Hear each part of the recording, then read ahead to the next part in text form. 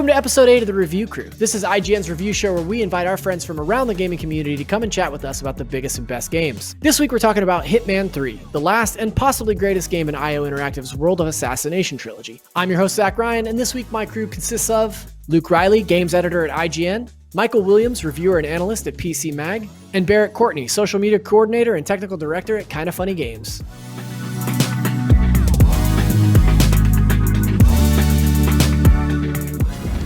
Can you each give me a quick rundown of sort of the overview of your review, the elevator pitch, if you will?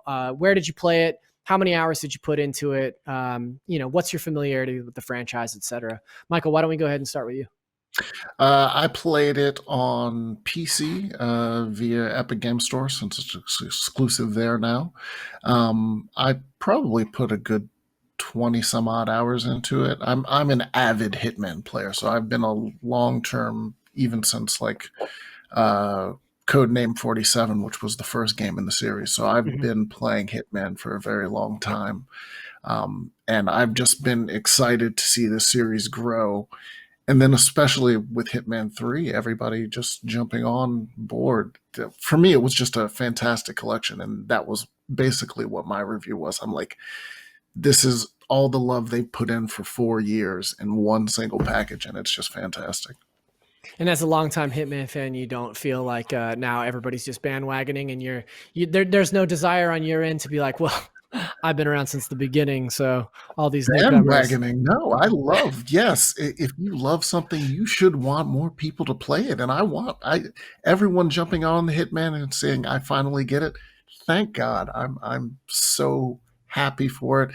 And in fact, I'd like IO, if you're out there, why don't you remaster some of those old Hitman levels and bring them into Hitman 3 and show some fans what's up with those old games, like all the way back to the PlayStation 2. Oh yeah, go back, bring us some Blood Money levels, bring back a new life, some of the classics. Yeah, big request. Luke, why don't you tell us a little bit about your review? I played primarily on Series X because it was certainly the one that worked best, because the previous games functioned immediately, so I could revisit those levels instantly. They weren't available at first on the PS5. But yeah, I have been playing Hitman since, the first Hitman I played was Hitman 2, but then I ultimately ended up playing the original also. But yeah, I'm a massive fan for the past 20 years. I completely agree. I think it's fantastic that Hitman 3 seems to have come out at this perfect time where there's not much going on. It's done really well. It's got great word of mouth, and it seems to have made a whole bunch of new fans, which is great for IO. It's great for Hitman. It's really impressive to see. You gave the game a 9 out of 10 at IGN, which on our scale is amazing. And you said, rich, rewarding, and highly replayable, Hitman 3 is one of the bar-coded butcher's best appearances. And I just got to say, my man loves an alliteration. I'm just so super impressed with the amount of alliterations you managed to slip into a review. If you're a real grammar fan, go ahead and take a look at Luke's review, because there's a bunch of them peppered in throughout this review. Barrett, I got a kind of an interesting situation going on with you this week. Not our typical review crew guest, but a beloved one nonetheless. You're coming on behalf of the Kinda Funny review. Now, this isn't particularly your review, but you've played through Hitman top to bottom, and we want a Kinda Funny representation on this week's episode. So Greg sent you on over here to talk about the review at large. Why don't you tell me a little bit about your impressions? Same kind of questions to you. Where'd you play it? How many hours did you spend, etc.? So I played on PC, playing it at 1440p, 60 frames per second. Oh, it was so good. And I think so far I've probably put in about 10 hours, maybe a little over that, and I'm still going to want to be going back and replaying a bunch of levels. This is the first game that I've jumped into in the entire Hitman history, and it was one of those things where I've always been a fan of games that have a lot of stealth elements in it. Dishonored is one of my favorite kind of duos of games, and whenever the new IO Hitman games would come out, I was always look at them and be like, man, those seem really cool. And then for some reason, I would never actually pick them up. And then for 3, I don't know what it was, but I was like, all right, I'm actually going to sit down. I'm actually going to play this. And yeah, I fell in love with it. And I finally understand what fans have been saying for the last few years, especially with the IO games. And it's nice that they have levels from the first 2 games, because now I also want to go back into the first 2 games and check that all out. Where does this...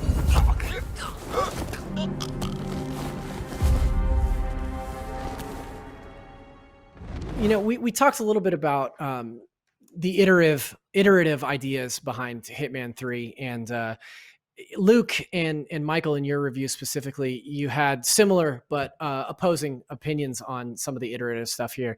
Luke, you said that Hitman 3 might be better thought of as an expansion than a sequel. If you've bounced off Hitman before, particularly in the last 5 years, know that there's been no big reinvention of the... Here we go again. There's been no big reinvention of the bald bloke's blueprints in Hitman 3. A bit of a tongue twister there, Luke. But Michael, you said that exploration highlights new ways to kill, which in turn gives you even more ways to kill. Hitman 3 is an Ouroboros of murder that builds upon itself. And if anything, it makes the story campaign just feel like a lengthy tutorial for the real game. For those of you, the 2 of you that have played this series before, do you feel like there is enough? Do you feel like Hitman 3 does enough to set it itself apart from its predecessors, or is the level of polish here enough to gain the attention that it's getting right now? I think the polish is the stunning part for me. I don't think that, that there are a few new things. There's the codes in the environment where you can listen to things and spot things around to unlock safes, and there's the camera, but the camera really functions as, it's basically just a toggle switch. But yeah, I think it's the level of polish and the consistency in the quality of the levels, and the fact that they change things up a little every now and then. Like it's the end of a trilogy, and some of the levels have a little twists on them. Like the Berlin level, for instance, is excellent, because the way that you can approach that is so varied with the amount of targets that are there and the amount of targets that you have to take out. People will approach that in so many different ways, and there'll be a quickest way to do that level, but that won't necessarily be the funnest way or the 5 funnest targets to take out. Yeah, I mean, I've been searching for ways to try to take them all out, and yeah, it's just a great level. So yeah, I think the level of polish, the consistency and quality of the levels themselves, I think that's what makes Hitman 3 stand out. You almost feel like a god. Coming into this game, IO knew exactly how to build a Hitman World of Assassination level. And so with this one, they tried, like Dubai is relatively standard. It's a little bit more vertical than some of them. But then you got Dartmoor, which adds the sort of Knives Out detective style thing. Berlin starts like far away from a club with not much of anything and doesn't really tell you who the targets are. Mendoza has the wine tour, and you're working with someone else, which is also a lot of fun. So they try new ideas out, even if the core of the Hitman game is largely the same. But I also think more of these levels are hits, like consistently across the board. Barrett, as a newcomer to the series, you mentioned earlier that you feel like you finally understand the Hitman hype. What is it specifically to you that has really made it click? I mean, I think it was really just because I gave it a shot, because like one of the first 2 games had come out.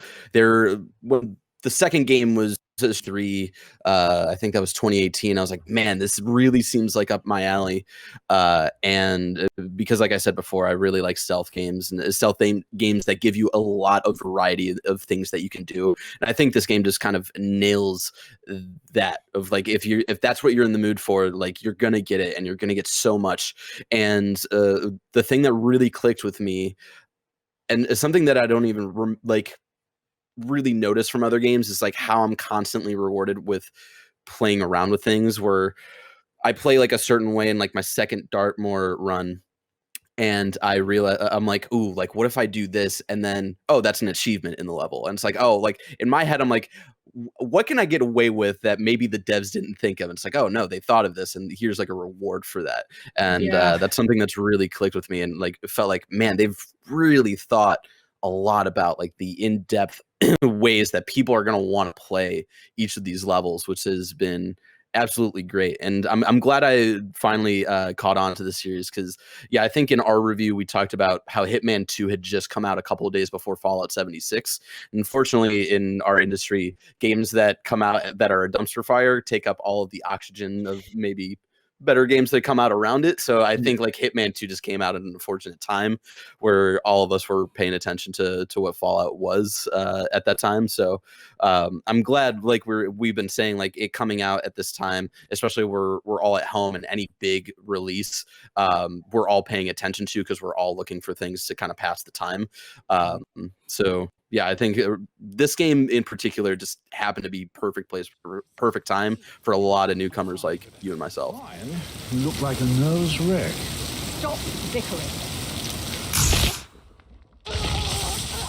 This is a really interesting episode, I think, because more so than previous episodes of Review Crew, this game is mostly being lauded critically, and my panelists here, all of you have really been enjoying Hitman as well, and have given it really high marks, or talked about it in a way that, like, obviously you really love this game. So it's interesting to have a conversation about a game where there's not a ton of criticisms, but there were a few that I did want to point out, and I did want to talk a little bit about. Barrett, first of all, coming from the Kind of Funny review, I thought this was really interesting when you guys said it's kind of narrative dissonance, the game. There's an overarching plot, and there are moments where the missions definitely try to push that narrative, but we love Hitman for the goofs. As somebody that's new to the Hitman story, did you give a shit about the world of assassination plot that's happening? Because I honestly, so opening up the game, I was kind of thrown in for a loop. So like I did the prologue, which I'm still kind of confused with. I have all 3 games in there. Is that the prologue for this game? Is the prologue for the first game that was jumped in here? I don't know. I just wanted to like get some sort of tutorial so I could understand how the language of the game works. So I did that, and then I was like, all right, I want to jump into 3, just because this is the new thing everybody's talking about. I want to see the Dartmoor level and stuff like that, and then I turn on like the opening cutscene, and it's just like text on a screen, and it's just like, this man who was Agent 47's long lost childhood best friend person, you guys are teaming up and you're taking stuff out, and I'm like, is there like a cutscene that I missed, or is this going to be updated at like a day 1 patch to like put in a cutscene? I was so confused, but yeah, they really just like throw you in there. But at the end of the day, though, it's not really like, they do really try to like, all right, like we're trying to tell something, and it seems like we've been building things up in the last couple of games to like have some character moments and have some things kind of just like blown up in a way. Because even though I know very little, like the way they were talking about some organizations and stuff like that, I'm like, oh man, they're really trying to change things at the end of this trilogy here, and it was just. I don't know. It almost felt like this is like a personal thing where like I saw Skyfall without having watched any of the other Daniel Craig movies, and I was like, yeah, I'm missing a bunch, but I don't care that much because there's some fun action. Like there's so much more that Hitman is really about rather than the story. So yeah, like even though it's a negative, and I'm sure like the rest of the KF crew who played the game will agree with me, like it is very weird, but it's like it's not what we play it for, so we don't really mind it that much. Yeah, I think the idea of like a tale of 2 narratives is really interesting, right? There's the overall story that like I really totally inconsequential to me. But then the stories within each level that are so interesting, and like I was really invested in. Who is this Joker? Is he a friend of yours? There will be. Luke, one of your criticisms is that you can get away with doing all of this because the often hilariously naive AI is as easy to exploit as ever. While this does rob stealthy victories of believability at times, this kind of suspension of disbelief is simply necessary for Hitman to function. I wanted to ask each of you, each of the panelists here, the AI is incredibly dumb. Like they will just like in the Dartmoor level, I got to the end of that level and the target walks out onto a balcony and there's all these guards standing around in the room, but I just walked out on the balcony. I just pushed her over. It was just like, oh, nobody saw me. Nobody said shit. So like, is that a detraction for any of you? Is that something that like, like Luke here is expressing that despite the naivety of these AI, it is sort of the part of the overall charm of the game. Anybody else have an issue with the AI? I mean, I think that's I love the occasional, like if there's a target and they have like one guard like throwing a coin, and then the guard like looks in the other direction, and then you're just like snap, and then you walk away. Like that's beautiful. I enjoy that the AI is dumb enough to allow you to have fun. So like you can pick up a knife and they're like, "Hey man, what are you doing?" And then you just throw it and they die immediately. It's wonderful. I think that's part of the joy. I ran through Dubai again, and I got to the part where like one of the targets, you're pretending to be like another assassin, and you're meeting with one of the targets, and he's like, "All right, everybody leave. We need to talk." But then like one of his guards is still in the room, and I just kind of like, he's like, "All right, like make yourself at home. I gotta like look at my desk for a minute," and I just like went over and just like knocked out his guard, even though his bedroom door was open. So like any guards outside, like they heard anything, they would have realistically come in. And then I just like went over and like smashed his head on the table, and still no one came in. And it was just like I walked out, and his other guard that was right outside his room was like, "Oh, did so and so leave? I'll escort you out." And it's like, "Hoo, I got away with it." It's so dumb, and like it definitely like it's a game that I wouldn't say is like immersive. It is very video gamey in that sense, and it's just really fun because you're like, holy shit, I can't believe I just got away with that. And it just, again, I agree that it totally brings in the charm of what this game does. It's not too much to ask for, is it? You learn to love it, and once you know the language of the game, and the way the levels work, you start to really look forward to those tiny little moments that you see coming. You're like, your target will say, "Hey, let's step over here to somewhere more secluded," or he'll say to the guard, like, "You know what, leave me alone for a minute." And you're thinking, "Here we go. This is the moment. You'll never see it coming." And then, you take a shot, and then you scooch on out of there. I'm sorry. We weren't prepared for evacuation. Goddamn 47. Marcus Stuyvesant won't be a problem anymore. Let's move on to Carl Ingram. All right, now it's time for my personal favorite part of the show. This is the lightning round, where I ask my contestants here to rattle off some answers based on some questions that I've got planned out ahead of time. Some of these are serious questions, some of these are goofs. So let's jump right into it. I want to ask each of you to start with, if you would please describe your best kill, like you're at the end of the game clue. So I'll go ahead and start. Mine is Carl Ingram using my foot off the roof. Barrett, what about you? The target at Dartmoor, using my pistol to shoot down a chandelier. Luke? I would also say the target at Dartmoor, using a camera to give her a shocking surprise. Ooh. Michael? I'm going to double up and I'm going to say Dubai, slashing their parachutes, so when they try to escape the level, they go tumbling into the void. And Mendoza, where you have a helper distract a guard and you push someone into a wine pulper. Oh, very nice. Michael, when something unexpected happens, do you quick reload or do you roll with the punches?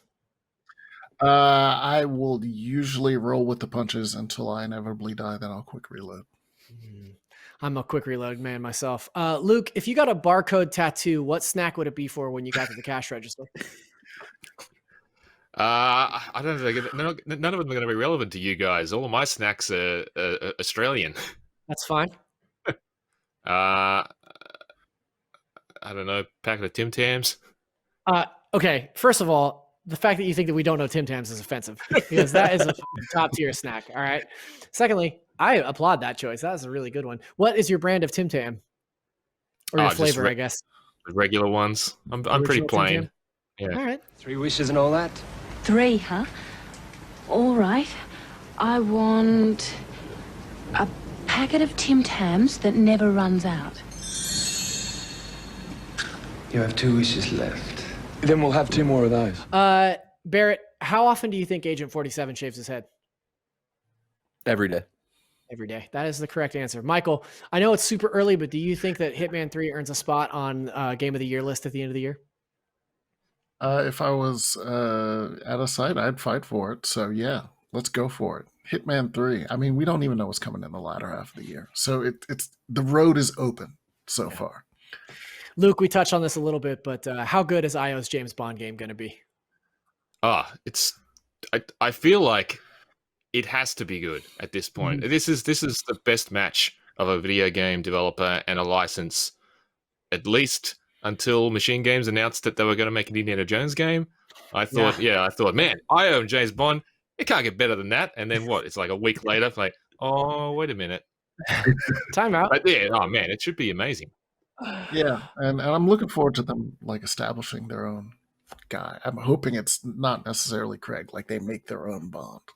Yeah, I think they announced that they weren't going to base their Bond off of any movie Bond, so that'll be exciting. I was hoping for George Lazenby, but can't win them all. Barrett, which stealth franchise has a story that you care less about, Metal Gear or Hitman?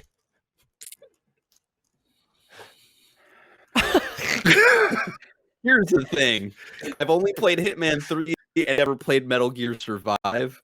Oh, And that's because of my former job at IGN, where Destin Legary forced me to play Metal Gear Survive. That's right. For gameplay capture. Yeah. So I'm going to go right now, at least with my history of the games that I've played, Metal Gear. Metal Gear. Fair enough. Last question goes to Michael. Michael, if Agent 47 wasn't a hitman, what do you think his profession would be? At least 2 of the past levels, he's been shown to be an excellent drummer and musician. So I'm going to say he'd be part of a band. Like he'd be the backup, like drummer that no one would ever really talk to, but he'd always be there striking a menacing silhouette. I've never seen that side of Agent 47, but I love the idea of him just being completely stoic, motionless with the exception of his arms as a drummer. I think that is like a really great visual. Gentlemen, that is all the time that we have. Thank you so much for taking some time out to talk Hitman with me. Before we go, if you would be so kind as to plug some of your work, tell folks where we can find you, give us your Twitter handle if you'd like to do that. Michael, why don't we start with you? You can find me on a regular basis doing reviews and other stuff over at PCMag.com.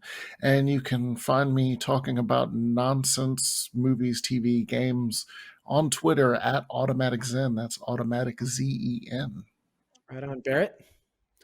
You can find me tweeting about Star Wars. So much Star Wars. So much Star Wars. I'm rewatching like everything Star Wars related right now at Sad Boy Barrett. And of course, you can find my work and a bunch of our work at Kind of Funny, youtube.com/kindoffunny, youtube.com/kindoffunnygames. Our Hitman 3 review was one of the recent episodes of PS I Love You XOXO, so check that out. And then I also stream every once in a while over on twitch.tv/sadboybarrett, where I'm planning today, the day that we're recording this, to start my very first playthrough of Persona 4 Golden. Ooh, nice. Luke, what about you? You can find me approximately 2 to 3 times a week on Twitter at Mr. Luke Riley. And other than that, you can find me on IGN.com. Thanks to my guests Luke, Michael, and Barrett for joining me, and thanks to you at home for watching. Just a quick note, Review Crew has been mostly a weekly show, but starting next week we're moving to a more fluid schedule. You'll still see episodes pop up for the biggest and best games, movies, and TV series in the future, even if we're not with you every single week. If you've got questions or improvements that you'd like to see, or suggestions for future guests or topics, drop them in the comments section below, or shoot us a line at reviewcrew@ign.com. Don't forget you can catch our full, uncut chat in the audio podcast version of the Review Crew on iTunes, Spotify, or your favorite podcasting service. We'll be back soon to talk about The Medium, the first big exclusive on the Xbox Series X. Until next time, stay safe, stay smart, and keep it locked to IGN.